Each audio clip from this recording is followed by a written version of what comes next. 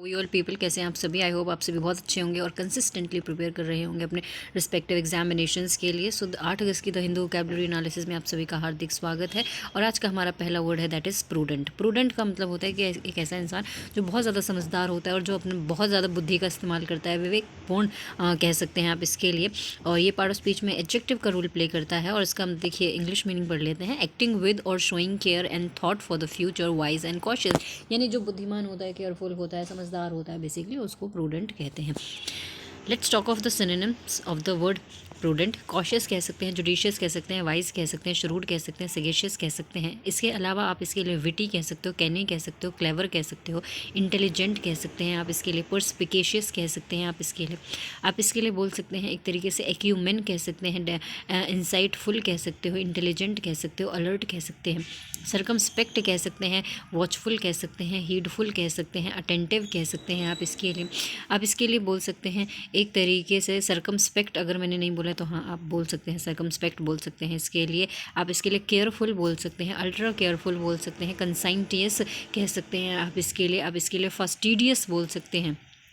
ठीक है जी। तो एंटोनिम क्या हो जाएंगे? रेकलेस हैं आप, केयरलेस हैं, इम्प्रूडेंट हैं, आप फुलिश कह सकते हैं, बेवकूफ़ हैं, केयरलेस कह सकते हो आप इसके लिए, रैश में काम करते हैं कोई चीज़, वैक्वस कह सकते हो, दिमाग से एकदम ही पैदल हो कह सकते हो, डिम विटेड कह सकते हो। ठीक है जी। तो एग्जाम्पल के लिए, it is a prudent financial decision to save a portion of income for unexpected emergency. So ये बहुत ही समझदारी भरा फैसला होता है कि आप बचाते हैं कुछ पोर्शन, इनकम के कुछ पोर्शन को अनएक्सपेक्टेड इमरजेंसी के लिए, मुश्किल के वक्त के लिए आप जो पैसा बचाते हैं वो एक समझदारी का सबब होता है, समझदारी का फैसला होता है। हमारा अगला वर्ड है आज का दैट इज़ अपेरेंट। स्पष्ट है, कोई चीज़ क्लियर है। पार्ट ऑफ स्पीच में एडजेक्टिव का रोल प्ले करता है। क्लियरली विजिबल, ऑब्वियस और easily understood by mind and I. Basically कोई चीज़ आपको प्रत्यक्ष तौर पे समझ में आ गई है, उसको बोलते हैं अपैरेंट। सिनोनिम के लिए ऑब्वियस कह सकते हो, एविडेंट कह सकते हो, मैनिफेस्ट कह सकते हो, डिस्टिंक्ट कह सकते हो, क्लियर कह सकते हो। इसके अलावा आप ल्यूसिड कह सकते हो, पेल्यूसिड कह सकते हो, लिम्पिड कह सकते हो, स्पेसिफिक कह सकते हैं आप इसके लिए परस्पिकुअस कह सकते हैं आप इसके लिए बोल सकते हैं अनएम्बिगुअस कह सकते हो, अनइक्विवोकल बोल सकते हो, ट्रांसपेरेंट कह सकते हैं आप इसके लिए बोल सकते हो एक तरीके से टेंजिबल कह सकते हो, पैल्पेबल कह सकते हैं आप इसके लिए, डिसर्नेबल भी कह सकते हो। तो एंटोनिम क्या हो जाएगी? कोई चीज़ छुपी हुई है, हिडन है, ऑब्सक्योर है, अनक्लियर है, कोई चीज़ एम्बिगुअस है, इक्विवोकल है, डाउटफुल है, स्केप्टिकल है, हेजी है, ब्लरी है, फ्रॉस्टी है, फॉगी है, मिस्टी है, मर्की है, क्लैंडस्टाइन है। ठीक है जी। एग्जाम्पल के लिए, the relief was immediately apparent on her face after receiving the positive news. यानी कि सुकून उसके चेहरे पर साफ दिखाई दे रहा था जब उसको एक पॉजिटिव न्यूज़ मिली, और या फिर उसे एक कोई पॉजिटिव न्यूज़ मिली। ठीक है।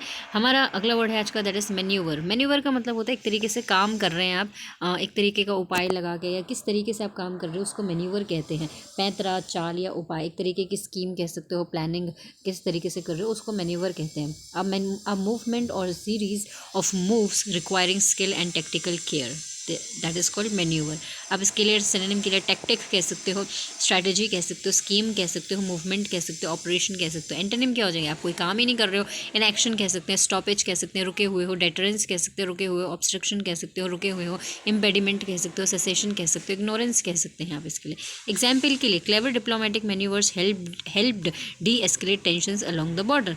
तो बहुत ही चतुराई से लिए गए जो डिप्लोमेटिक मैन्यूवर्स थे या टैक्टिक्स थे या जो भी आपने प्लान्स बनाए थे काम, उसकी वजह से मदद मिली हमें टेंशन्स को कम करने में जो बॉर्डर के आसपास थी।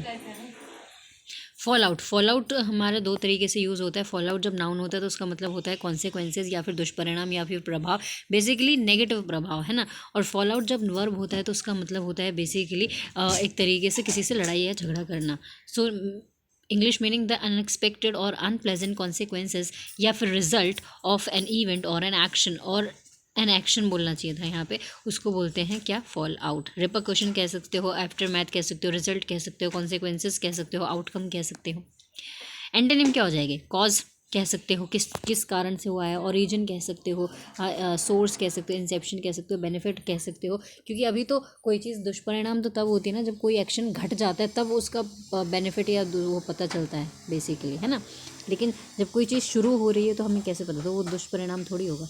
एग्जाम्पल के लिए global supply chains are suffering severe economic fallout from recent geopolitical clashes. तो जो ग्लोबल सप्लाई चेन थी वो बहुत ही ज़्यादा जूझ रही थी या सफ़र कर रही थी, बहुत ही इकोनॉमिक जो नेगेटिव कॉन्सिक्वेंसेस थे उससे, जो अभी जियोपॉलिटिकल क्लैशेस की वजह से, ठीक है।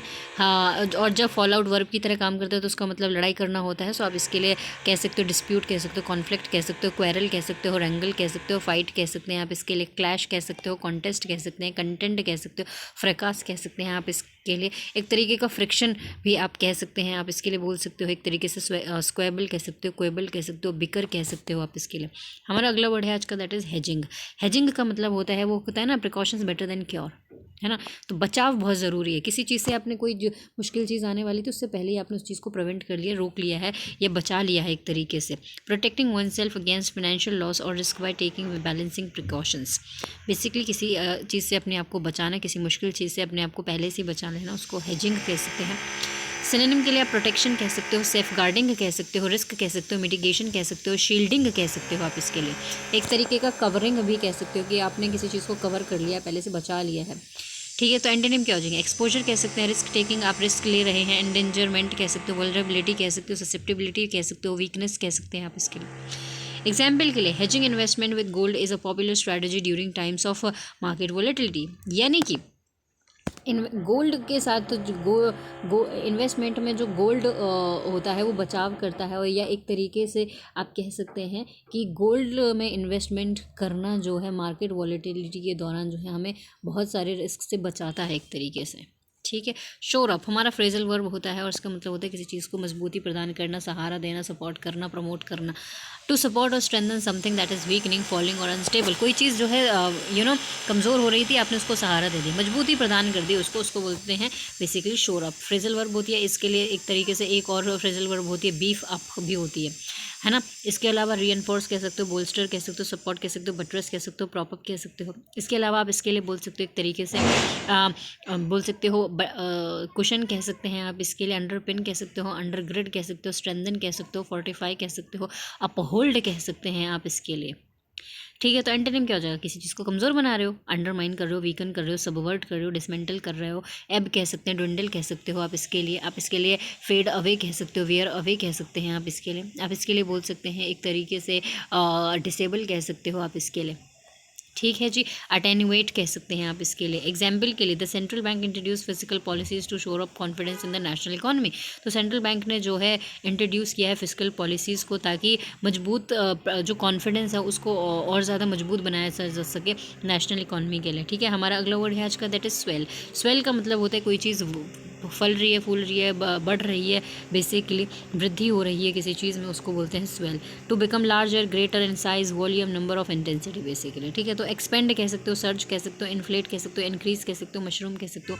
इसके अलावा माउंट कह सकते हैं आप इसके लिए, मल्टीप्लाई कह सकते हैं, ऑगमेंट कह सकते हैं आप इसके लिए बोल सकते हैं एक तरीके से, प्रोलिफरेट कह सकते हो, बर्जियन कह सकते हैं, सोर कह सकते हो, सोर कह सकते हो आप इसके लिए स्काई रॉकेट कह सकते हो, स्नोबॉल कह सकते हो, स्पाइक कह सकते हो, हाइक कह सकते हैं आप इसके लिए बोल सकते हो, एनलार्ज कह सकते हैं एक तरीके से, बूम कह सकते हो, बैलून कह सकते हो, ग्रो कह सकते हो, थ्राइव कह सकते हो, फ्लरिश भी आप बोल सकते हो, ठीक है। और ये वर्ड कितने ज़्यादा इंपॉर्टेंट है गाइज, डेली ही आते हैं कोई ना कोई वर्ड इज़ इंक्रीज होने का।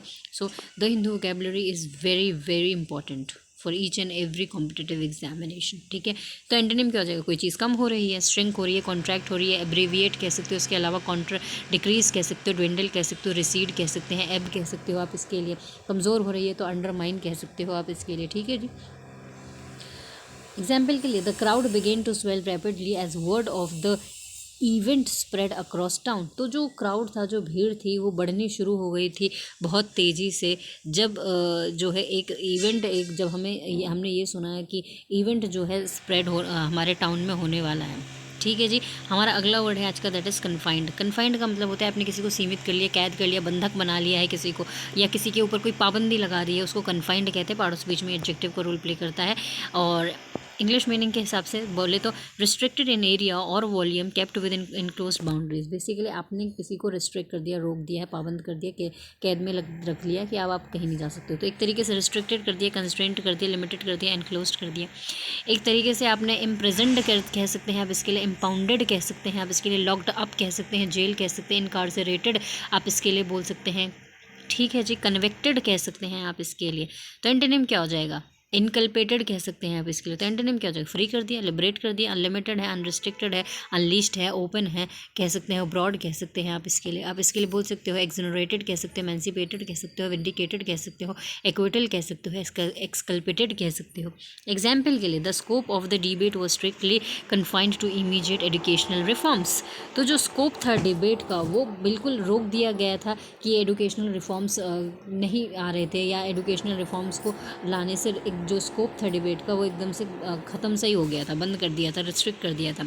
सो अब इतने सारे हमने वर्ड्स पढ़े हैं, क्विज का टाइम आ गया है, now it's time for quiz. So what is the synonym of the word store up? Store up का सिनोनिम क्या होता है? अंडरमाइन करना होता है, श्रिंक करना, डिसमेंटल या बोल्स्टर। ऑफकोर्स बोल्स्टर होता है, ठीक है। और ये तीनों रेस्ट वर्ड्स जो होंगे वो स्टोर अप के एंटोनिम हो जाएंगे। हमारा अगला question, which word means adverse consequences? किस शब्द का मतलब होता है एडवर्स कॉन्सिक्वेंसेस? मैन्यूअर का, प्रूडेंट का, फॉल आउट का, स्वेल का? ऑफकोर्स फॉल आउट का होता है। और फॉल आउट का एक मतलब किसी से लड़ाई झगड़ा करना भी होता है। हमारा अगला वर्ड है आज का, what is the antonym of the word confined? Confined का मतलब क्या होता है? कन्फाइंड का एंटोनिम क्या होता है? तो कन्फाइंड का एंटोनिम बताने के लिए हमें मतलब पता होना चाहिए। तो कन्फाइंड का मतलब होता है किसी को रिस्ट्रिक्ट कर दिया है, आपने किसी को बंधक बना लिया है, डिटेन कर लिया है, कस्टडी में ले लिया, इनक्लोज कर दिया, लिमिटेड कर दिया है। Of course unrestricted will be the antonym of the word confined. अगला वर्ड है रिस्क मिटिगेशन। रिस्क मिटिगेशन किसका मतलब होता है? Choose the word for risk mitigation. आपने पहले ही से बचा लिया किसी चीज़ को, अपना बचाव कर लिया, प्रिकॉशंस बेटर देन क्योर। मैंने किस वर्ड के लिए बोला था? ऑफकोर्स हेजिंग के लिए बोला था। सो हेजिंग का मतलब हो गया रिस्क मिटिगेशन। आपने पहले ही अपने खतरे को रोकने से होने से बचा लिया है, ठीक है जी। सो ये सारे वर्ड्स हैं, ठीक है, ये सारे आंसर्स हैं उन सभी क्वेश्चंस के। So thank you so much guys for watching, and if you genuinely like this session don't forget to like, share and subscribe. इस वीडियो की जो आपको PDF मिलेगी वो इस टेलीग्राम चैनल पे मिलेगी। और मिलते हैं नेक्स्ट वीडियो में, तब तक के लिए बाय।